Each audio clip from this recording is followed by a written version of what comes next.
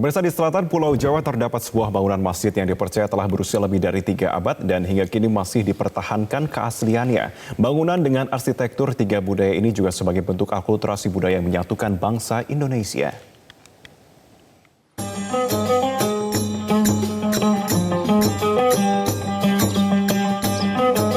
Inilah Masjid Agung Nur Sulaiman, sebuah masjid yang menjadi saksi sejarah penyebaran Islam di selatan Pulau Jawa. Tidak ada catatan pasti kapan masjid ini didirikan.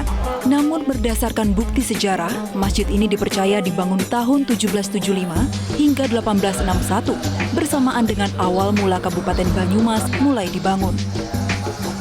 Arsitektur masjid ini menampilkan akulturasi 3 budaya yang menjadi bagian dari kehidupan warga di sekitar masjid.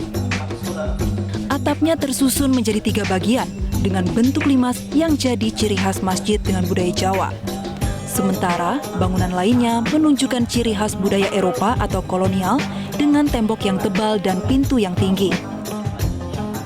Ukiran yang menghiasi seluruh area masjid juga mencirikan budaya Islam dengan bagian serambi depan dan budaya khas kolonial dan ornamen kayu jati. Di ruang utama, 4 saka guru yang dibuat dengan kayu jati hingga kini masih tetap kokoh berdiri. Mihrab, mimbar, maksuro atau tempat sholat khusus dan beduk hingga kini masih terawat baik. Masjid Agung Nur Sulaiman sejak awal dibangun hingga kini masih dipertahankan bentuk aslinya.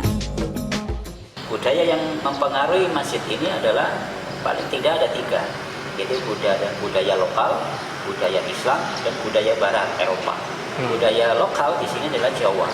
Bagaimanapun ini menduplikasi dari konsep tata rumah orang Jawa. Saya rasakan dengan mungkin karena jendelanya yang banyak angin masuk, semakin khusyuk dan semakin damai.